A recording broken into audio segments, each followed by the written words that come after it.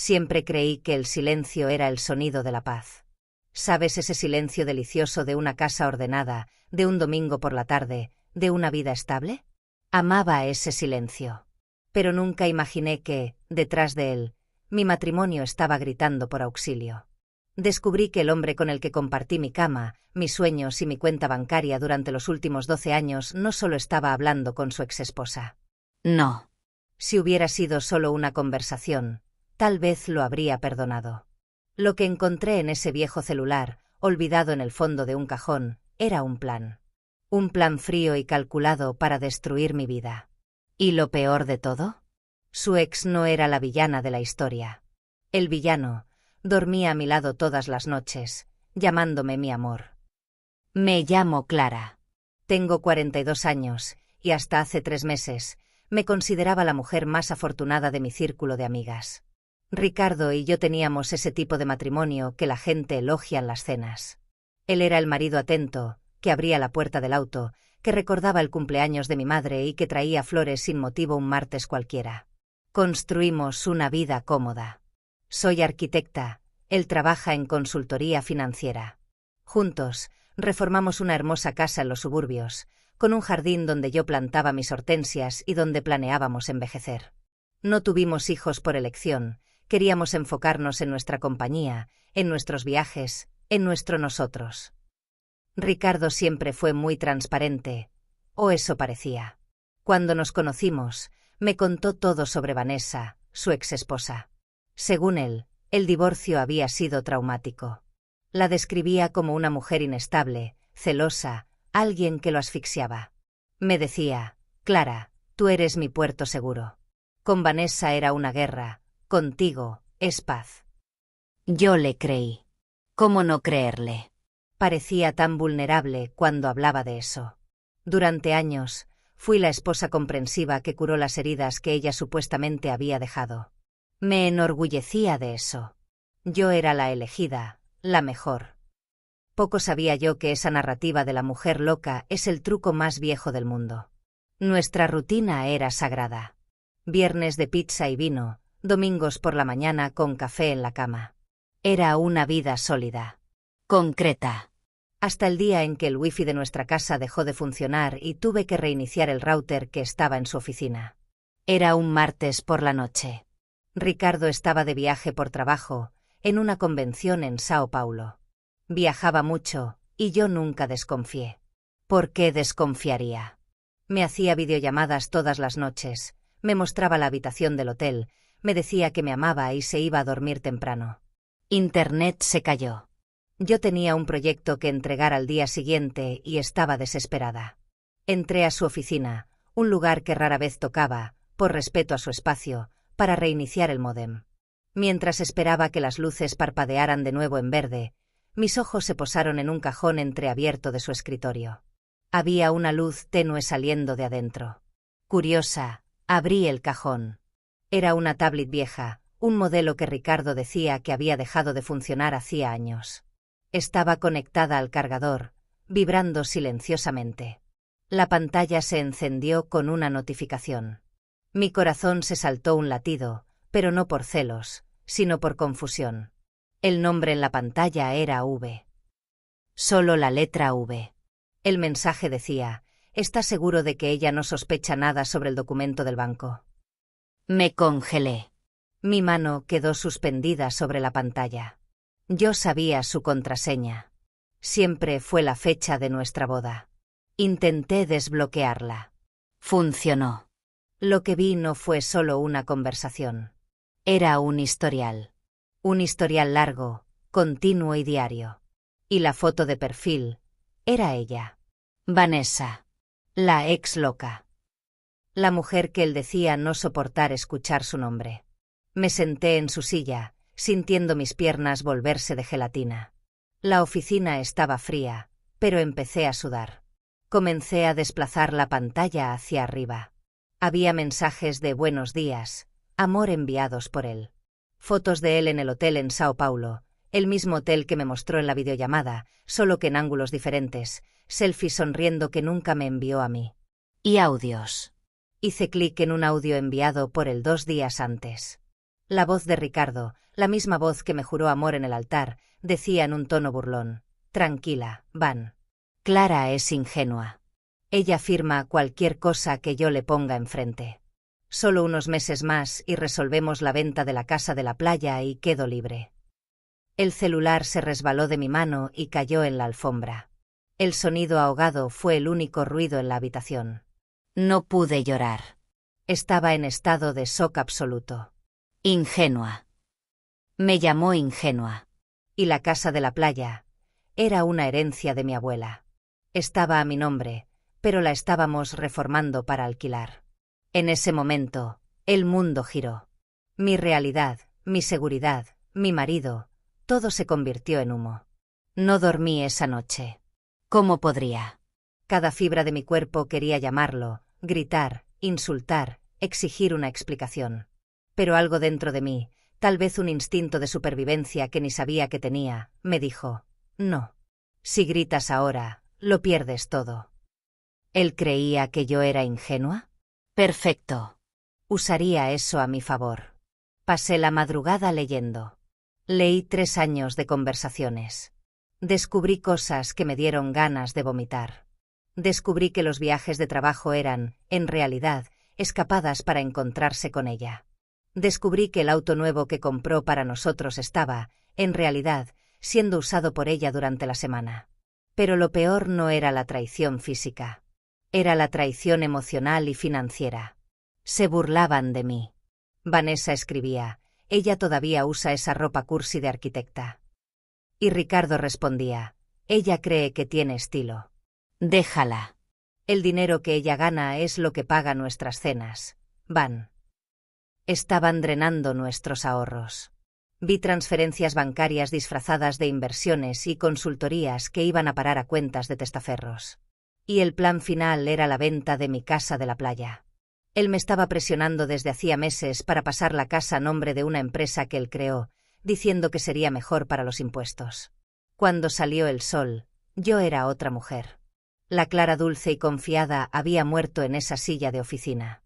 Quien se levantó de allí fue una mujer herida, pero armada con la verdad. Ricardo llegó de viaje el jueves por la noche. Yo estaba en la cocina, cortando verduras. El sonido de la llave en la puerta, que antes me traía alegría, ahora sonaba como el abrir de una celda. «Hola, amor», dijo él, entrando con esa sonrisa amplia, falsa, cargando su maleta y un ramo de flores marchitas de aeropuerto. Qué ganas tenía de llegar a casa. Vino a besarme. Tuve que usar toda mi fuerza de voluntad para no retroceder. Dejé que besara mi mejilla. Su olor era el mismo perfume de siempre, pero ahora sentía un olor fantasma a traición. ¿Cómo estuvo la convención?, pregunté, sin mirarlo a los ojos, enfocada en cortar una zanahoria con más fuerza de la necesaria. Agotadora, respondió. Charlas todo el día, cenas aburridas con clientes. Ya sabes cómo es. Solo pensaba en nuestra cama. Mentiroso. Yo había visto las fotos de él y Vanessa bebiendo champán en el balcón del hotel. Qué bueno que volviste, dije secamente. Él notó algo. Ricardo era manipulador, y los manipuladores son observadores. ¿Está todo bien, Clara? Pareces tensa. Mentí, solo trabajo. El proyecto del centro comercial me está volviendo loca. Se relajó. Claro. La ingenua Clara solo pensaba en trabajo. Necesitas relajarte. ¿Qué tal si firmamos esos papeles de la casa de la playa este fin de semana? Así nos quitamos esa burocracia de encima y podemos viajar. Mi estómago se revolvió. No perdió el tiempo. Puede ser, respondí. Déjalos en la mesa de la oficina que les echaré un vistazo. Esa noche, acostada a su lado, escuchando su respiración pesada, tomé una decisión. No solo me iba a divorciar. Lo iba a destruir.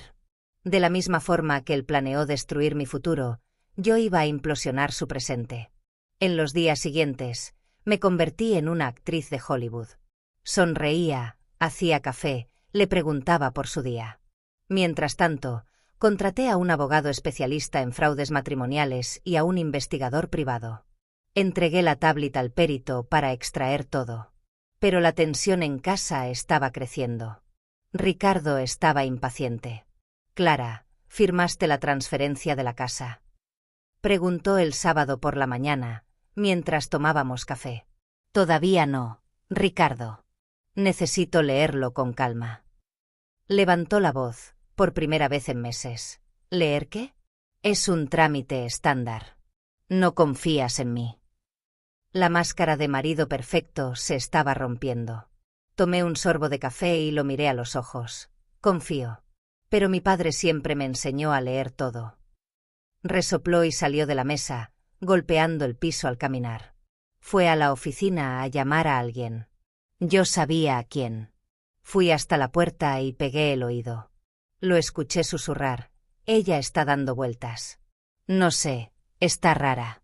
«No, ella no sabe nada, es solo su lentitud de siempre. Voy a conseguir la firma para el lunes». Aquello fue la gota que colmó el vaso. Me subestimaba tanto que ni se preocupaba por hablar bajo. Necesitaba saber más sobre Vanessa. ¿Quién era esa mujer que aceptaba ser la otra por tanto tiempo? El investigador me trajo un dossier el lunes.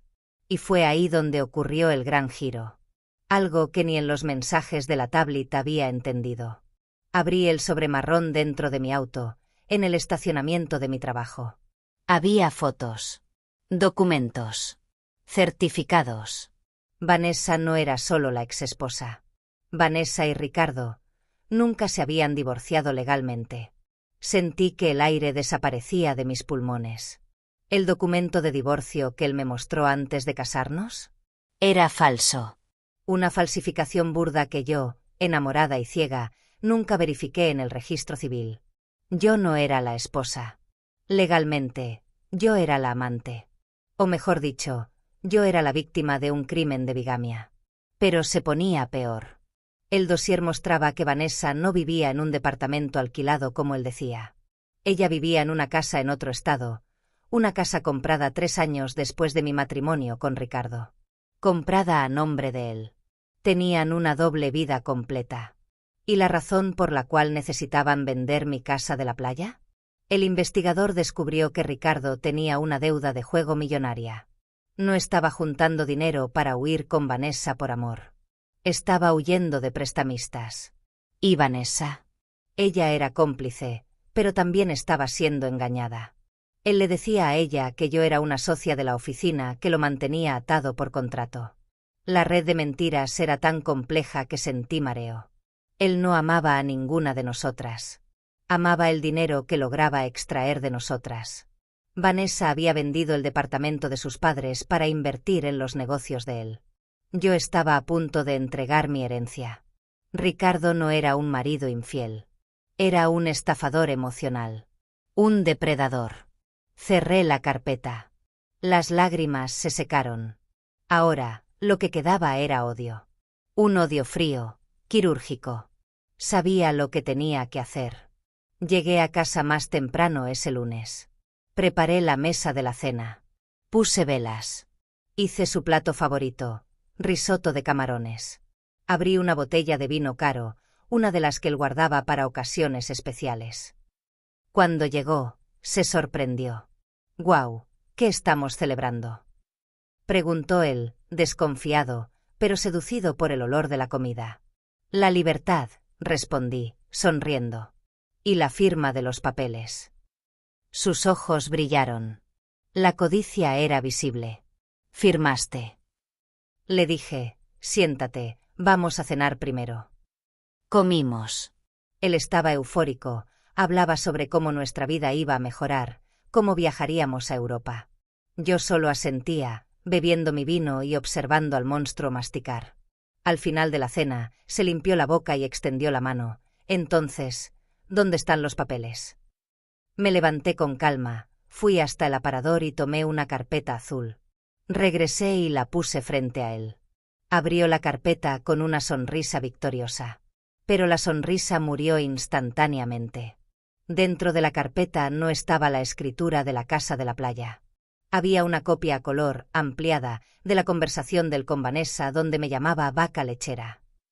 Y justo debajo, el certificado de matrimonio del con Vanessa, con fecha de hace 15 años, sin anulación de divorcio. Y, por último, una denuncia policial por bigamia y estafa que yo había registrado esa tarde. El silencio en el comedor fue ensordecedor. Escuchaba el tic-tac del reloj en la pared. Él levantó la vista. Su rostro estaba pálido, casi gris. Sus manos temblaban sosteniendo el papel. «¿Qué es esto, Clara?» Su voz falló. Intentó reír, una risa nerviosa y patética. «¿Esto es una broma? ¿Un montaje? ¿Estás loca?» «No, Ricardo», mi voz salió firme, poderosa. «Loca fue la mujer que creyó en ti por 12 años. La ingenua despertó». Se levantó, tirando la silla. La máscara cayó completamente. Su rostro se contorsionó de ira. «Invadiste mi privacidad. No tenías derecho. Esto no prueba nada». «Siéntate», grité. El grito salió del fondo de mi alma. Él retrocedió, asustado. Nunca me había visto así. «Lo sé todo. Sé lo de Vanessa. Sé que nunca nos casamos de verdad. Sé de las deudas de juego. Y sé que ibas a dejarme sin nada». Intentó cambiar de táctica. Intentó acercarse a mí, con esa cara de perro arrepentido. «Clara, mi amor, escucha. Me están amenazando. Lo hice por nosotros. Necesitaba dinero para protegernos. Vanessa, ella me chantajea». Lo interrumpí. «Deja de mentir. Hablé con Vanessa hoy por la tarde». Eso fue el golpe final. Se congeló. «¿Tú qué?» Continué. La llamé. Le envié las pruebas de que usaba su dinero para pagar cenas para mí, y mi dinero para pagar las deudas que decías que eran de ella. Ella también va a ir a la policía, Ricardo. Se acabó. Miró a los lados, como un animal acorralado. «No puedes hacer esto. Soy tu marido».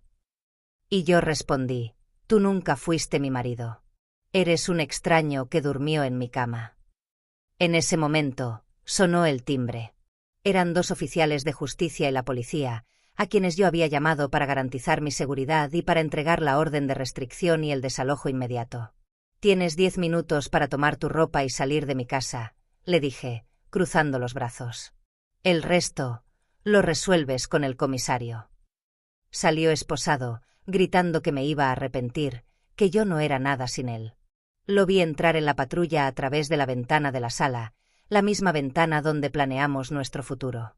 Cuando las luces azules de la sirena desaparecieron en la esquina, cerré la puerta con llave. Y, por primera vez en semanas, el silencio de la casa no era pesado. Era el silencio de la limpieza. Los meses siguientes fueron un infierno burocrático, no voy a mentir. Descubrir que tu matrimonio fue un fraude anula muchas cosas, pero el dolor emocional no se anula con una firma de juez. Tuve que ir a terapia. Tuve que reorganizar todas mis finanzas, que él había desordenado. Ricardo fue demandado por mí y por Vanessa. Sí, nos unimos en el proceso. Fue extraño sentarse al lado de la ex loca y descubrir que era una profesora universitaria tranquila, que también había sido manipulada por un sociópata. No nos hicimos amigas. Había demasiada historia dolorosa entre nosotras, pero nos respetamos como sobrevivientes de la misma catástrofe. Él perdió su licencia para actuar en el área financiera. Está respondiendo a procesos en libertad, pero está en bancarrota, viviendo de favor y con el historial crediticio arruinado. No vendí la casa de la playa. Al contrario, terminé la reforma sola. Es allí donde estoy grabando este audio para ustedes ahora. Estoy sentada en el balcón, mirando el mar. ¿Perdí 12 años de mi vida con un hombre que no existía? A veces pienso que sí. Pero luego miro a la mujer que soy hoy. Yo era la Clara ingenua. Hoy, soy la Clara que desmanteló un esquema criminal, que protegió su patrimonio y que aprendió a valerse por sí misma. Si puedo dejarles un mensaje a ustedes que me están escuchando, es este: confíen en su intuición. Esa sensación de alerta, ese malestar cuando la historia no cuadra, no lo ignoren. A nosotras, las mujeres, nos enseñaron a no estar locas, a no ser celosas, a ser comprensivas. Pero existe una línea muy delgada entre ser comprensiva y ser cómplice de tu propio sufrimiento. No tengan miedo de mirar lo que hay dentro del cajón cerrado con llave. La verdad puede doler, puede destruir el mundo que conocen, pero es lo único que puede liberarlas de verdad. Ustedes son más fuertes de lo que imaginan. Y, créanme, la paz de vivir en la verdad vale más que cualquier matrimonio de apariencia. Cuídense. Y nunca, nunca dejen que nadie las llame ingenuas.